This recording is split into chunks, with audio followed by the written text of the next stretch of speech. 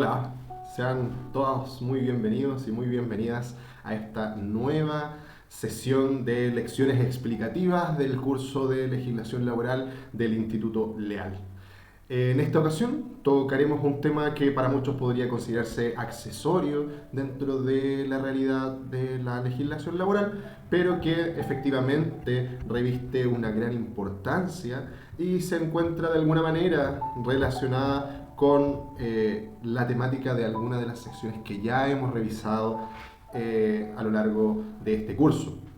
Y nos referimos en particular a los permisos y descansos laborales y cómo los permisos y descansos laborales se encuentran en las antípodas de lo que fue nuestro estudio de la jornada laboral propiamente tal. Así como la jornada laboral era el tiempo el cual el trabajador debía prestar efectivamente sus funciones o encontrarse a disposición del empleador para prestarlas, los descansos y permisos laborales están en la otra cara de la moneda. Son aquellas instancias o espacios de tiempo que se encuentran protegidos y que se encuentran restringidos para determinados objetivos y en beneficio de los trabajadores. Entonces, sin mayores preámbulos, sin mayores introducciones, seguiremos con el estudio de los permisos y descansos laborales. En primer lugar, debemos mencionar que los permisos laborales son suspensiones parciales y temporales de la obligación de prestar servicios. Durante un permiso, el trabajador se ausenta del trabajo, pero la relación laboral sigue plenamente vigente. Desde un punto de vista jurídico, un permiso implica dos efectos posibles. Puede suspender el deber del trabajador de prestar sus funciones y de realizar sus funciones, y por otra parte puede implicar también la suspensión o puede implicar el mantenimiento de la obligación del empleador de pagar la correspondiente remuneración. Entonces, este mantenimiento o suspensión de la obligación de remunerar por parte del empleador dependerá del tipo y de la naturaleza del permiso o descanso del cual estemos hablando. Entonces, desde esa perspectiva, dentro de la primera clasificación o caracterización de los permisos y descansos laborales, podemos mencionar tres categorías principales. La primera de ellas son los descansos de naturaleza legal, que como dice su nombre son aquellos que están comprendidos, aquellos que están regulados en la ley. Por otra parte encontramos los convencionales, que son aquellos que son consecuencia de la voluntad de las partes y en este caso del acuerdo expreso y por escrito del trabajador y el empleador, o también que hayan sido incorporados a instrumentos colectivos que regulen la relación laboral. Y en tercer lugar encontramos los permisos compensables, en definitiva que son también acuerdos entre el trabajador y el empleador, pero que deben recuperarse dentro de un plazo posterior cercano. El fundamento de la existencia en definitiva de los permisos y de los descansos laborales descansa sobre la idea de que el trabajador no es un mero ejecutor de servicios, sino que es un sujeto con una vida familiar, con una determinada realidad en su salud, con necesidades personales, con deberes públicos, políticos y responsabilidades sociales aparejadas. Consecuencialmente, el legislador se ha visto en la necesidad de hacerse cargo, de permitir y de facilitar a los trabajadores el ejercicio de estas otras funciones que ejercen ellos dentro de la realidad laboral. Entonces, por eso el ordenamiento jurídico lo que pretende es proteger estos espacios de tiempo y los regula con especial precisión. Siguiendo adelante con la clasificación de los permisos laborales, debemos hacernos cargo de ahora tres también categorías relevantes que podemos definir como los permisos con goce de remuneración, los permisos sin goce de remuneración y los permisos compensables. En el primer lugar encontramos los permisos con goce de remuneración en los cuales el trabajador mantiene íntegramente su sueldo durante su ausencia. Son obligatorios para el empleador y no pueden ser restringidos ni renunciados tampoco por el trabajador. Estos normalmente son los que se vinculan a la categoría de los permisos de orden legal, que son los que veíamos en la clasificación anterior. Los permisos sin goce de sueldo suspenden la obligación de trabajar por parte del trabajador, pero también suspenden la obligación de pagar la remuneración por parte del empleador. Generalmente requieren, o en la mayoría, por no decir la totalidad de los casos, requieren del acuerdo expreso de las partes y que se funden en una norma habilitante para poder llevarlo a cabo. Y finalmente encontramos los permisos compensables, dentro de los cuales encontramos como característica el deber de reposición o de compensación por parte del trabajador de las horas en las cuales se ausentó del ejercicio de sus funciones.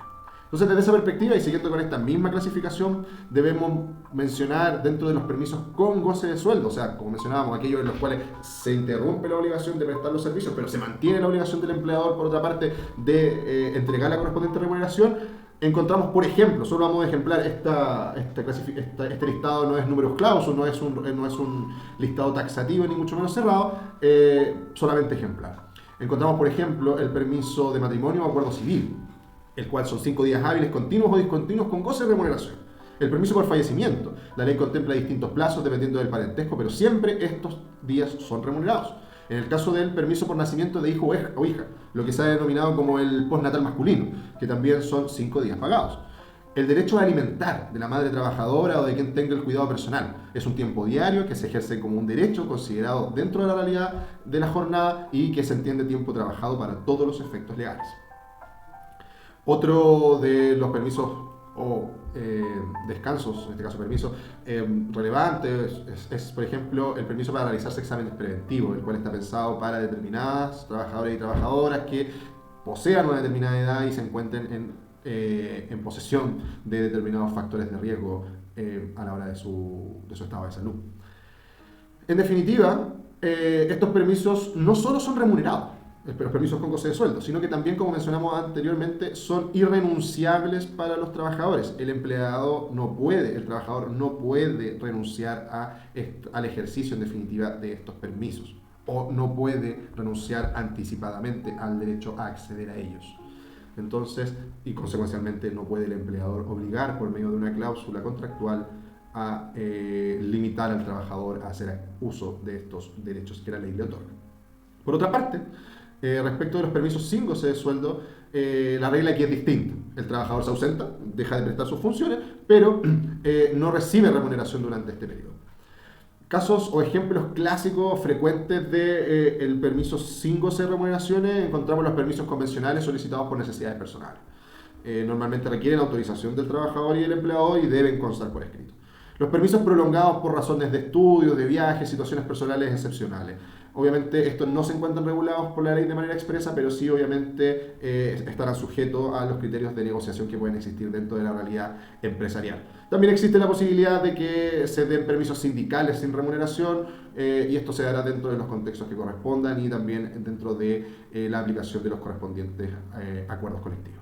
Entonces, desde esa perspectiva, debemos mencionar que los acuerdos o los permisos sin goce de sueldo, por regla generalísima, no existen de manera imperativa en nuestro ordenamiento jurídico y debe haber un acuerdo expreso entre el trabajador y el empleador y el correspondiente registro adecuado de ese acuerdo para efectos de evitar, en definitiva, futuros conflictos que puedan surgir con ocasión del cómputo o conteo de los determinados permisos y tiempo en los cuales no se prestaron las funciones. Finalmente, siguiendo con esta misma clasificación, los permisos compensables tienen una naturaleza particular. El trabajador se ausenta, pero debe devolver el tiempo después de unos días o algunas horas equivalentes en un plazo no muy distante. Dentro de las requisitos, características de este tipo de permisos, también encontramos que son permisos que deben ser o que deben verificarse a través de un medio escrito o un medio verificable, que la reposición en definitiva de las horas no laborales de horas no prestadas laboralmente sea compensada en equivalencia, o sea, la misma cantidad de horas, que dicha compensación no exceda los límites de la jornada legal y en definitiva no sea el mecanismo de compensación a través de permisos de compensables una vía a través de la cual se lleven a cabo la práctica o la entrega de horas extra y que este sea un mecanismo a través del cual estas sean ocultadas. El legislador busca evitar ese tipo de situaciones. Por lo mismo, el pacto debe ser claro, debe ser verificable y aceptado por ambas partes. La reposición, en este caso de las horas no trabajadas, es un mecanismo de flexibilidad, no un abuso en ningún caso. Y en caso de conflicto, la Inspección del Trabajo puede fiscalizar la legalidad del acuerdo. Entonces, desde esa perspectiva, también existe una lógica proteccional que, como hemos dicho a lo largo de todas nuestras sesiones explicativas, atraviesa todo el corazón de la legislación laboral. Ahora, en un aspecto abstracto y de fondo de la vocación que existe dentro o detrás de esta legislación, podemos mencionar que el régimen de permisos y descansos laborales se basa en la comprensión de que el trabajador no puede absorber dentro de la realidad laboral todas sus obligaciones personales. Y por ende, debe el sistema del ordenamiento jurídico propender a facilitar la compatibilización de las obligaciones tanto laborales como personales y públicas de los trabajadores. Entonces, el sistema jurídico reconoce los derechos fundamentales tales como la maternidad, la paternidad, la salud física y mental de los trabajadores, la vida familiar, la compatibilización de la misma, los deberes cívicos, la necesidad del duelo y el acompañamiento y el desarrollo personal. Por muchos años los permisos se han constituido y se han manifestado como este último reducto que pretende entregar el legislador de cara a proteger ciertos espacios de tiempo destinados al cumplimiento de determinadas obligaciones por parte de los trabajadores fuera de la realidad laboral. Entonces, para todos los efectos jurídicos, todos estos tiempos en los cuales el trabajador por ley se encuentra habilitado a ausentarse de su espacio laboral, se entenderán trabajados para todos los efectos legales. Con estas palabras ponemos término a esta nueva sesión explicativa del curso de legislación laboral del Instituto Legal, recordando y buscando quedarnos con una frase, que en definitiva los permisos laborales no son en ningún caso un privilegio, son una garantía mínima para que el trabajador pueda vivir una vida plena y sin poner en riesgo su salud laboral ni su integridad económica. Recordemos que la legislación laboral surge desde su génesis como una regulación normativa que busca hacerse cargo de las diferencias que existen entre los actores, entre las personas que interactúan dentro de la realidad laboral y la institución de los descansos, la institución del ingreso mínimo mensual, la institución de la jornada laboral. Son regulaciones del mundo del derecho laboral de diferente naturaleza, pero que tienen una misma finalidad: la protección de la dignidad y de los derechos de los trabajadores, la regulación de la realidad laboral, pero también ser un marco base mínimo para el respeto de las garantías constitucionales de las personas que forman parte de la relación laboral. Muchas gracias, nos despedimos muy cariñosamente y nos estamos viendo muy próximamente en nuestra próxima sesión explicativa del curso de legislación laboral. Hasta pronto.